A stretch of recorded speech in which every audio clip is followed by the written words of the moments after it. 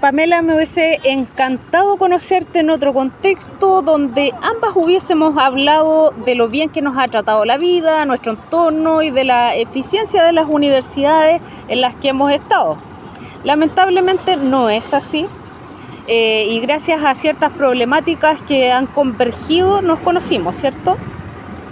Pamela es estudiante universitaria de 5º año de obstetricia con especialidad en puericultura, alumna de la Universidad de Concepción. Como pueden ver, estoy justo en la Universidad de Concepción, Campus Concepción, y ella quiere compartir su experiencia de vulneración de derechos en su condición de discapacidad visual. En primer lugar, Pamela, te agradezco la confianza, sé que ha sido un proceso doloroso, así es que valoro mucho tu esfuerzo de querer visibilizar esta situación, ¿ya? Esta historia de omisión y vulneración a tu persona en condición de discapacidad visual se genera el año 2017, hace 8 años atrás, cuando le solicitaste un requerimiento formal a tu jefa de carrera. Cuéntame, por favor, Pamela, ¿en qué consiste lo que tú le solicitaste y cuál fue la respuesta de la profesional, por favor?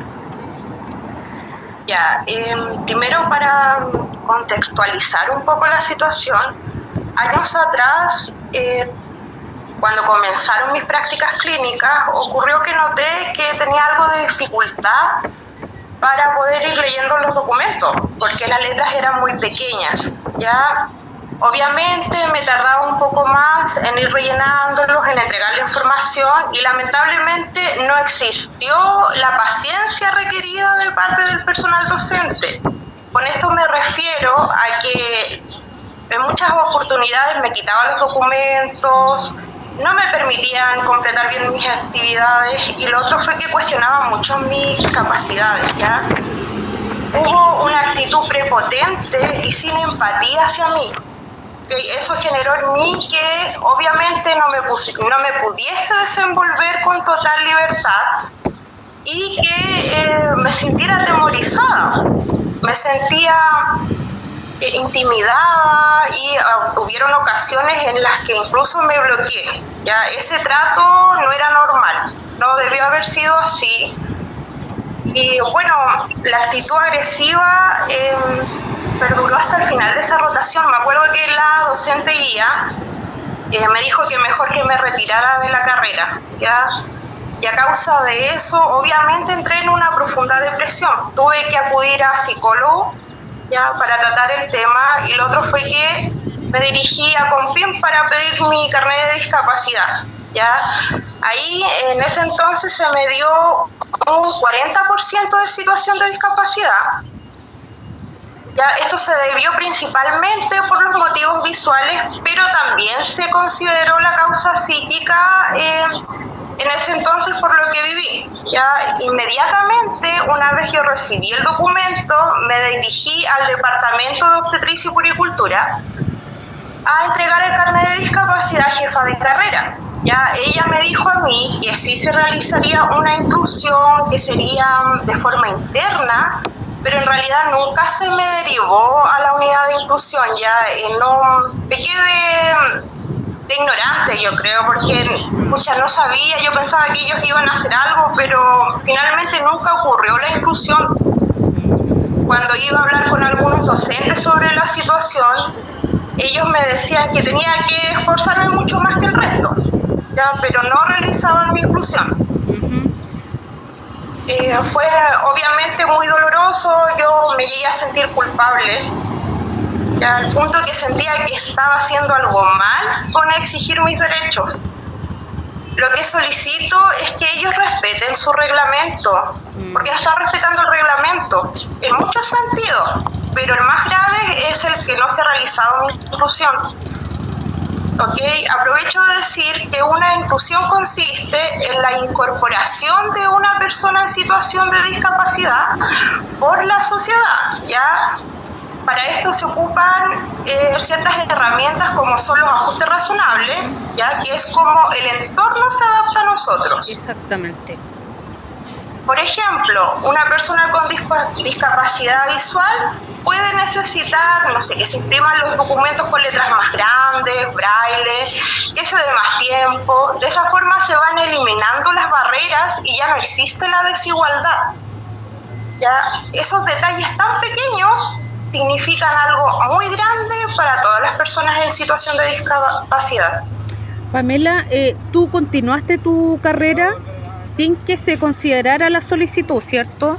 Entonces no se realizó ningún plan que promoviera ni tampoco que facilitara tu accesibilidad y participación. En el fondo, que asegurara tu inclusión.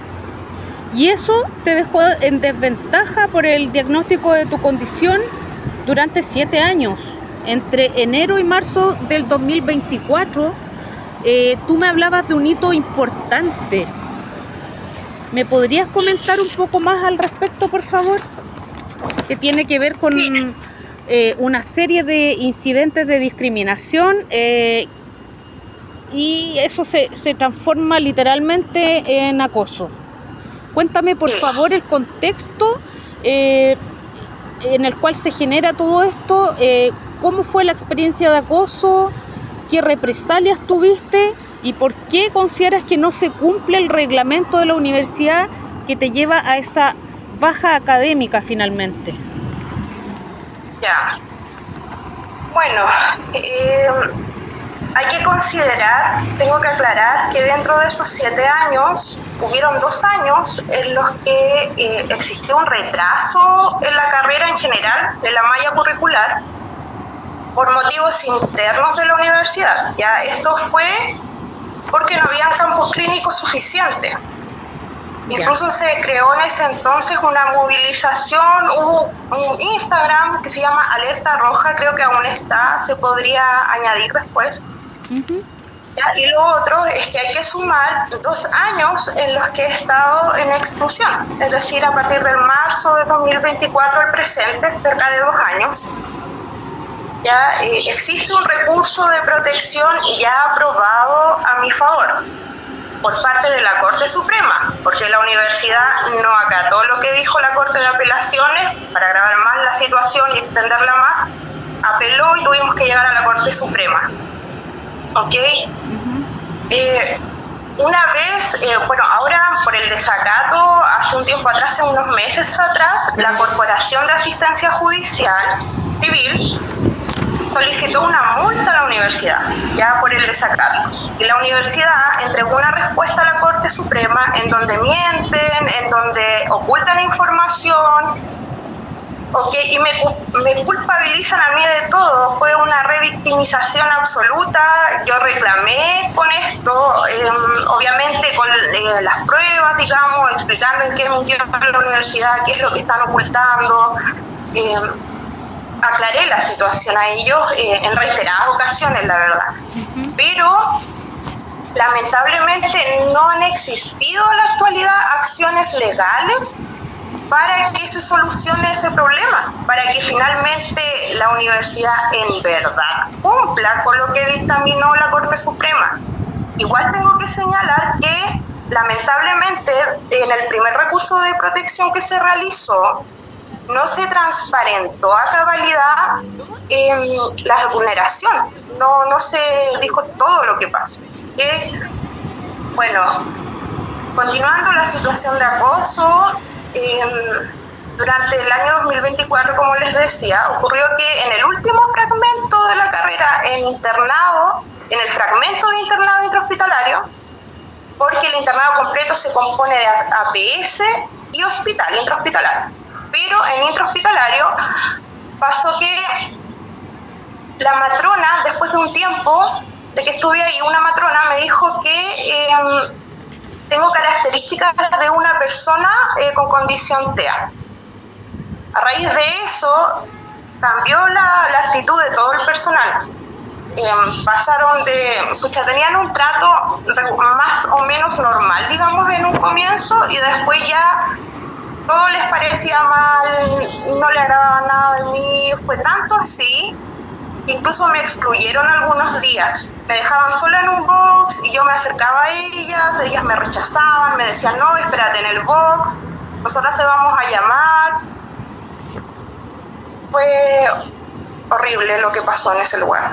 En ese momento, Pamela, la psicóloga Beatriz Chell, ¿cierto? Sí, ella, como les comentaba, envió un informe a jefa de carrera. Ya, en ese informe solicitó ajustes razonables, ¿ok? Que es por un trastorno mixto ansioso depresivo en ese momento. Derivado de todo lo que estabas viviendo. Derivado de todo lo que estabas viviendo. Sí. Fueron 3, si mal no recuerdo, nada de otro mundo. Uno, por ejemplo, decía que me acompañara una matrona solamente durante el internado, por lo que quedaba internado. Otro era que se hicieran refuerzos positivos, no solamente que estuvieran ahí, digamos, menospreciándome, maltratándome todo el tiempo. ¿Ok? Esto, además de eso, la psicóloga fue y le propuso a jefa de carrera que se realizara una reunión, incluso de forma gratuita, ya para ella irle aclarando el proceso, que era lo que yo necesitaba, o sea, todo lo necesario, digamos, pero me impacta aún, jefa de carrera se negó y amenazó con reprobar mi internado. Me impactó mucho que después estuve por largo tiempo solicitando inclusión. Después, al tiempo después, porque digamos que hasta el final del internado guardé silencio. Después les voy a contextualizar un poco más. Pamela, me interesa igual abordar el tema, la reacción que tuvo la supervisora del internado en forma presencial cuando tú te dirigiste hacia ella. Tú me hablaste de coacción.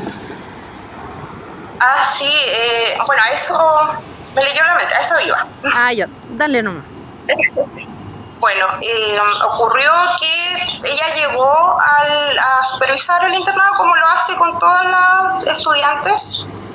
Va, ve cómo están y se va. Yo a ella le transparenté la vulneración, le dije lo que yo estaba sufriendo.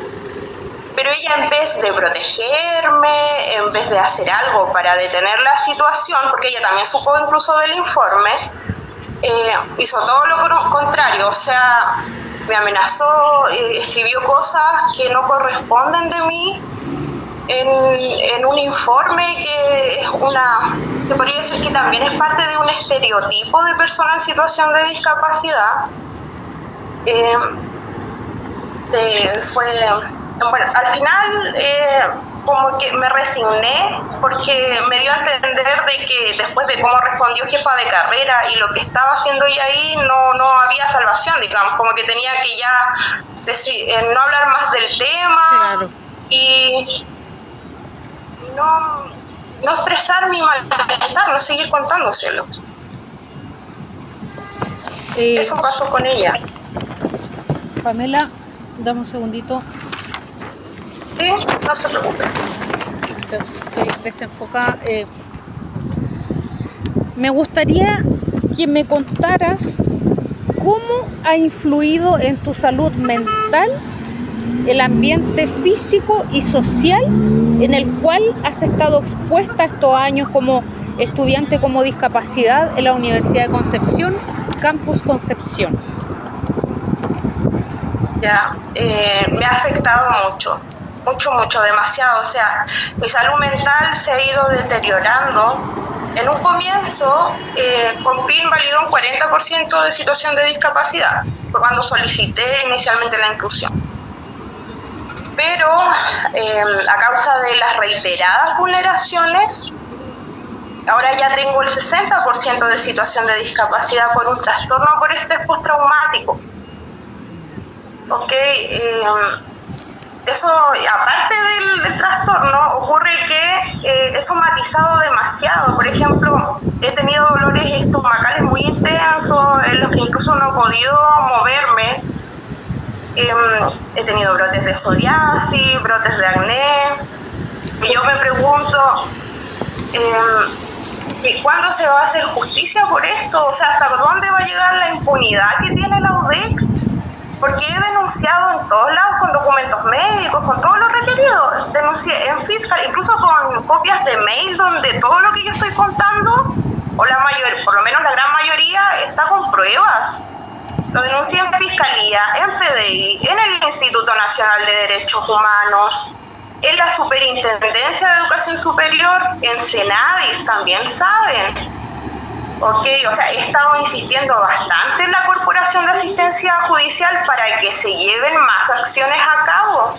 Incluso le envié 2 cartas al presidente de la República y una al ministro de Educación. Pero la indolencia, la indiferencia es algo impresionante, porque imagínense, o sea, yo aún vivo en un estigma de salud mental. O sea, es decir, una discriminación, lo que es inducción al suicidio, sobre todo considerando mi condición. Yo no duermo bien en las noches. Tú estás con medicación, con distintas todos los medicaciones. días. Estás con distintas medicaciones. Sí, para mantenerme estable, tengo que tomar 2 antidepresivos, un ansiolítico, pastillas para dormir.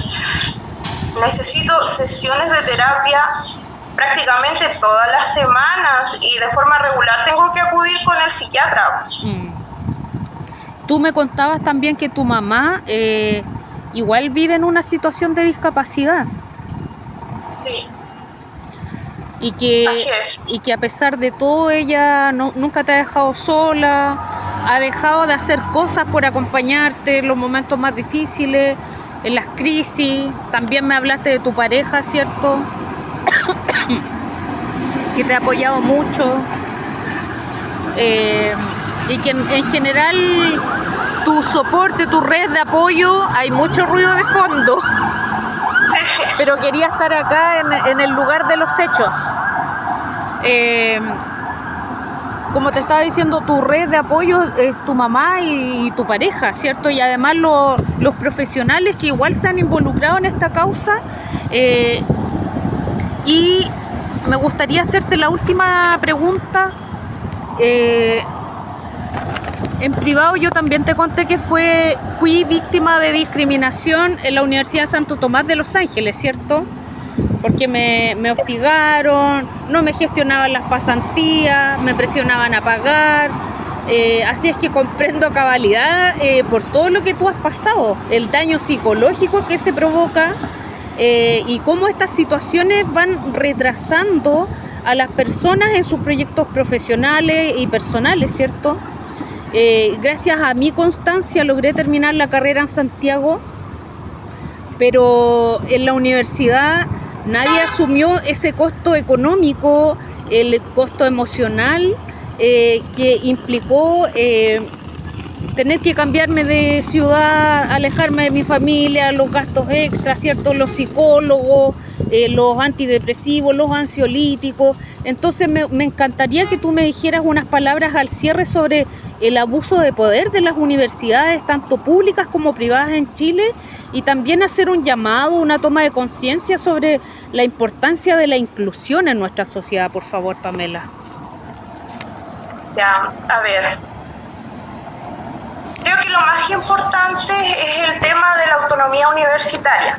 Ya ocurre que la autonomía universitaria, las universidades la usan mucho para justificar sus faltas, pero eso les da la facultad a la vez a la universidad de poder resolver sus problemas independiente del Estado. ¿Ya? La autonomía universitaria no los libra de cumplir con las leyes. Entonces pienso, ¿por qué las universidades no usan eso para resolver los problemas en vez de para agrandarlos, para excusarse, para vulnerar más a las personas? Tengan cuidado, porque las universidades, a mí me pasó hace poco, bueno, no sé, fue por ahí a mediados de año, me llegó un consentimiento informado de la universidad. Ahí ellos lo que pedían era que yo renunciara a mis derechos legales, o sea, que después no los demandara, que no pudiese, o sea, como que los dejaba libres de responsabilidad, y además en ese informe se permitía que yo les permitiera, obviamente, seguir vulnerando mis derechos. Entonces no lo pude firmar, no he podido firmarlo. Ellos no han realizado las modificaciones para que ese consentimiento no sea vulnerador. Entonces es importante que no firmen los documentos sin leerlos antes, que los revisen, porque si no las universidades van a abusar de su poder. De esa forma lo hacen muchas veces. ¿Qué le dirías tú a las personas que tienen alguna dificultad, alguna discapacidad del tipo que sea y que a lo mejor se ven reflejadas en tu caso? ¿Qué palabras le dirías?